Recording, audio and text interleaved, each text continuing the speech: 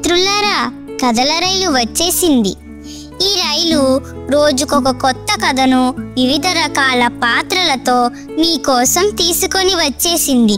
రండి, ఆ కథను విని ఆ కథలోని పాత్రలను కలుసుకుందాం.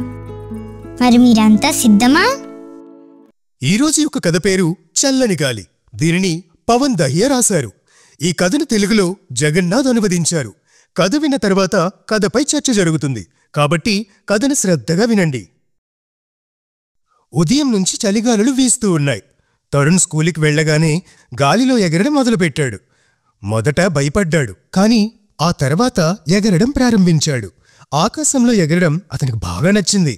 ఆకాశం నుండి అతనికి అన్ని చిన్నగా కనిపిస్తున్నాయి. ఆ తర్వాత కొన్ని పావురాలు ఎగరడం చూసి అతను కూడా వాటితో పాటు ఎగరడం ప్రారంభించాడు.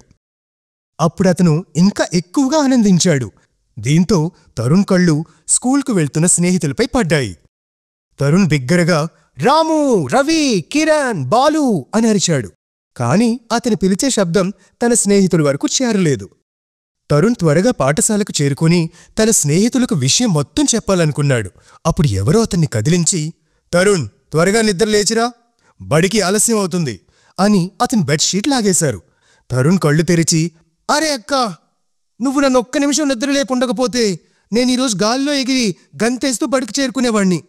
కానీ ఇప్పుడు నేను కాలు నడకన పాఠశాలకు వెళ్ళక తప్పదు అని అన్నాడు. అతని మాటలకి అక్క నవ్వడం మొదలుపెట్టింది. అరే, తరుణ్ వాళ్ళ అక్క అతన్ని నిద్ర లేపకుండా ఉంటే బాగుండేది కదా. తరుణ్ కళ్ళలో ఇంకా ఏమేమి చూసేవాడో చెప్పండి.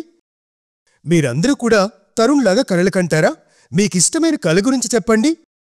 మీకు ఆకాశంలో ఎగిరే అవకాశం వస్తే మీరు ఏ పక్షిలాగా ఎగురుతారు? పక్షులన్నీ ఆకాశంలో ఎగిరే విధానాన్ని ఈరోజు గమనించి చూడండి. మానవులు కూడా ఆకాశంలో ఎగురుతూ మరియు నీటిలో జీవించగలిగితే మన ప్రపంచం ఎలా ఉంటుందో మీ పెద్దవారితో చర్చించండి. మరియు చర్చించేటప్పుడు వీడియోను తీసి మాకు పంపండి. అయితే మరొక కొత్త కథతో రేపు కలుద్దాం.